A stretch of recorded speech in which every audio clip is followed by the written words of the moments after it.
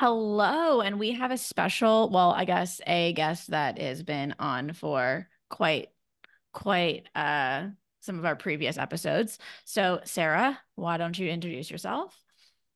Hey everyone, I'm Sara. I am an advisor with Pivotal Moments. I'm a licensed professional counselor in DC and Maryland, and I will be dropping some knowledge on you today. Amazing. Well, thank you. It's so nice to have you back.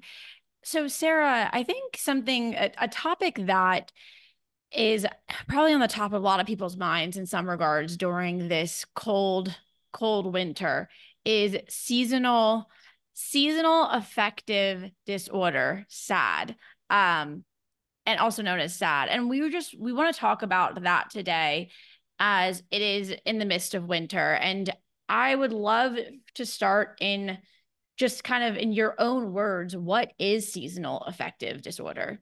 So, with seasonal affective disorder, or SAD, it is similar to the winter blues in terms of the changes in mood and energy level that kind of drop off as we change seasons and start to gradually get less light, except the severity of the symptoms is significant enough to where it's disrupting people's functioning, meaning it's getting in the way of things like their working life, their social relationships, day to day. So we see a lot of isolation, withdrawal, significant depression with sadness, hopelessness. So think about the winter blues and then turn it up a notch. And that's more along the lines of what seasonal affective disorder looks like. Yeah, so I that's good to know because I know that there was some studies of talking about how there's only like 5% have are diagnosed with SAD. And I find it interesting because I'm like, I always find that I have just I'm a little more sadder in the winter time. However, I'm functioning, so I guess that's the key difference is functioning versus not functioning. So I guess moving into our next question is who's most at risk for SAD? Right. So really, again, if we're going to differentiate here, anybody who lives in an area that is impacted by the change in season, so pretty much anybody like who lives in the northern part of this country, for example, is going to be impacted by the changes in light. It's just a matter of how much that affects you on a personal level. So for all of us, and this depends how far you are away from the equator at any given time, but I think this time of year we've lost like 3.5 minutes of sunlight or something like that. That doesn't feel significant. But another big difference is that because it's cold, we're spending less time outside. Whereas people who are living in LA or somewhere nice and warm are still getting outside and getting that natural sunlight. The rest of us here in the north are probably getting less of that. And so Northeast kind of regions are at higher risk, but really anybody that lives in a climate where there's significant change in sunlight or outdoor activity is going to be at a higher risk. Again, though, if we're talking about the seasonal affective disorder, like the clinically depressed piece of it, it is people we know who have a history of mental health issues and are prone, they're already kind of predisposed to significant anxiety or depression, those kind of things. They're at a higher risk of developing SAD specifically, meaning that they're a higher risk of experiencing depression during those lower light months and seasonally. So those are things to look out for, but especially people who spend less time outside, maybe they have physical disabilities that inhibit their ability to be outside, that kind of thing, we're going to see that they're at higher risk because they're not getting that natural sunlight. That makes sense. So I guess what are some symptoms to look out for? I mean, especially if like there are folks that look they're functioning, non-functioning aspects, so it's maybe it's harder to detect versus yeah. Totally. And that's actually an important distinction, Jen, that like it's not to say that people are not functioning, because especially I see all the time with my perfectionists and my overachievers, they'll muscle their way through, they'll still function, but it's much, much harder for them. And so a lot of this is related to what they're experiencing internally. Like, are they having to fight through that fatigue even more, that brain fog? Are they having to challenge themselves to do the things that they would normally enjoy doing, like socializing? Those are all signs, indicators that there might be depressive or other mental health concerns happening. Now, if you're noticing that as a pattern, like every time each year the seasons change and it starts to get darker, you're noticing I'm feeling more sad, more down, more tired, more hopeless, low energy levels, feeling sluggish, changes in my eating or sleeping patterns. Those can all be indicators that a person might be impacted specifically with seasonal affective disorder. Yeah, just because, it's interesting enough where it's not like one of those things that, let's just say you're treating someone with depression year round, right? And then you are ultra aware that during the winter time, it could be increased or elevated given the seasonal components. Cause I'm thinking even where I might have experienced winter blues where it's like, well, when I was experiencing winter blues, I personally might have been more in a depressive state versus if I'm not in a depressive state, the winter blues don't so much affect me. So is it more along the lines of like it's not like, okay, someone just gets seasonal, like, the winter blues or the seasonal depression during that season. It's more so that could be something going on ongoing and it's exasperated or amplified during that time.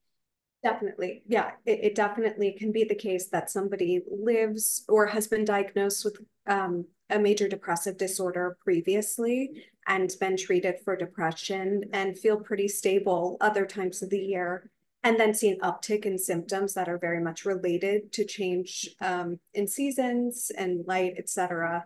And that's when we're looking at possibly a baseline level of depression that is heightened because of the time of year. Like that's still a big risk factor, and that person can still fall into the category of seasonal affective disorder. Good. That's good to know. So I guess just kind of going into treatments, right? So we have and I, as the person who's not a licensed professional, I might be butchering the name, but so there's what is dialectical behavior therapy, DBT, and then how does it differ from cognitive behavioral therapy, CBT, since we've seen that CBT is a widely used treatment for SAB, but also how can DBT also be able to help? I love DBT. I'm a big fan, so that's my bias coming through.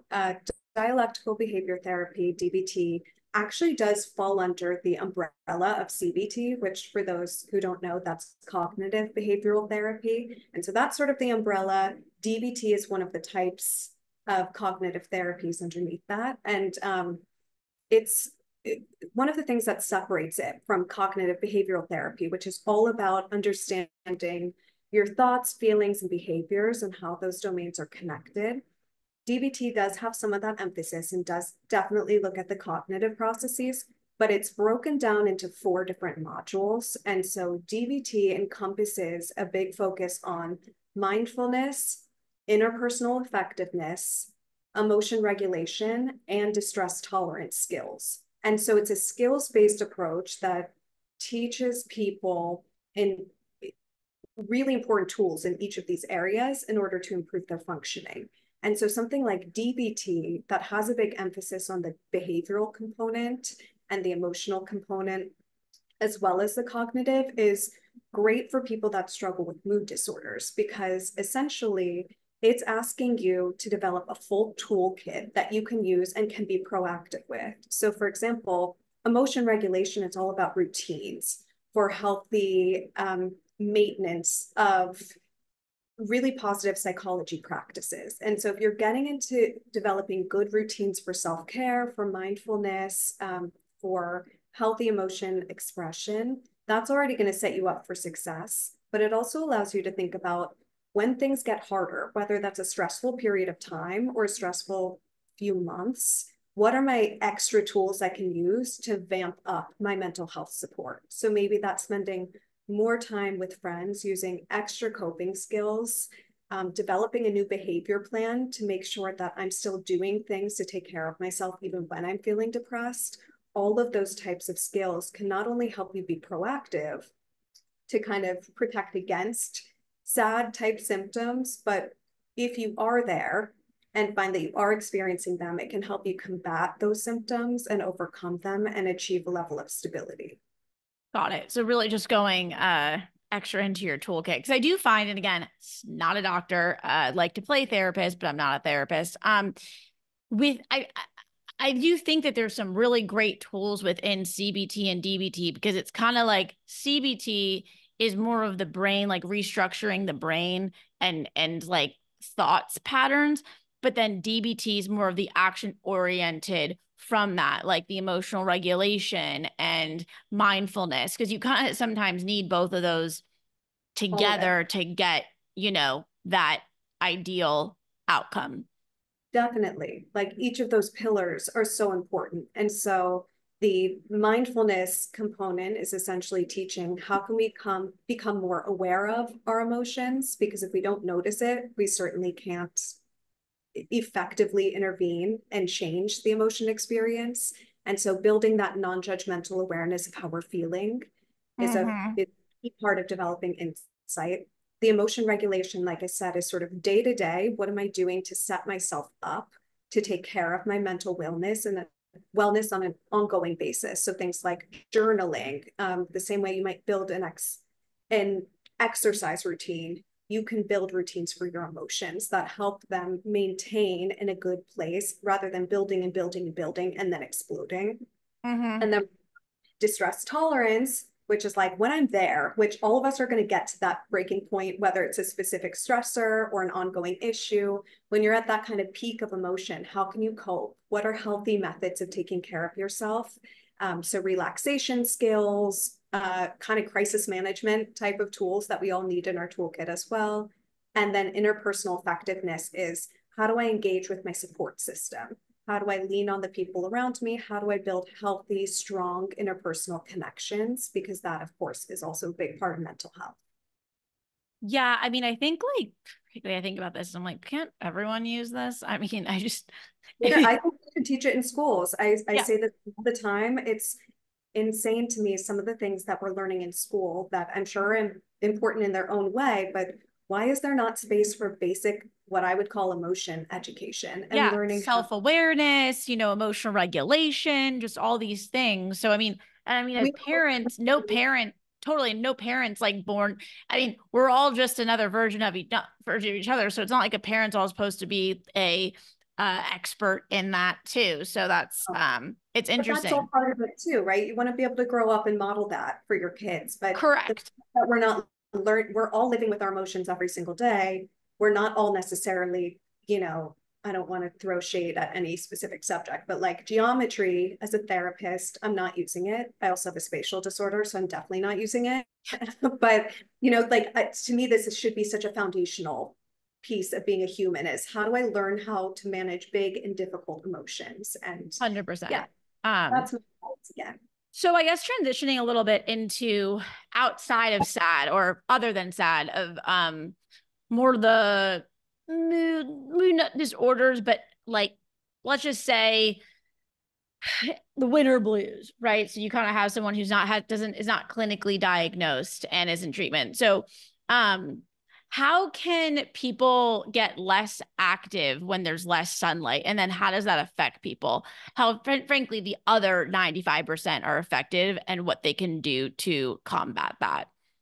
Right. And again, I want to highlight we are all impacted by it. Anybody that lives in a region where there's a shift in sunlight or seasonal changes, we're all impacted. It's a matter of how much you register that. But the amount of natural light we get, or unnatural light, frankly, but the amount of light that we're exposed to triggers hormones that impact our brain and are directly related to our mood and energy levels. And so we're all going to feel the effects of that. Even if you don't visibly notice a change, your brain knows the difference. And so for the rest of us, a lot of the same tools apply. We want to do things like building healthy systems for ourselves, making sure that we're either finding times to get outside in order to get some natural light or supplementing that with artificial light. So there are light therapy lamps, which I can go more into, which are incredibly effective. So that can help boost energy, concentration, mood, eating regularly, making sure that you have appropriate life enhancing movement of some kind, those social connections, the things that are going to help you feel active and engaged and energized. Yeah, I think that makes sense. I mean, as so simple as like a routine, I feel like, for at least for me, when it's colder, it's even harder to put on the workout clothes. I mean, sometimes though, if I'm like, it's kind of cold, I'm just going to work out in my sweats, like, or my pajamas, like, and just kind of having that flexibility with, I think, again, like there's that routine and structure that everyone, so not everyone, but people, or we all, have to, right? Have to, or should live in. But then it's like, what, there was someone who said out there that people, when you work out, you have to be in workout clothes.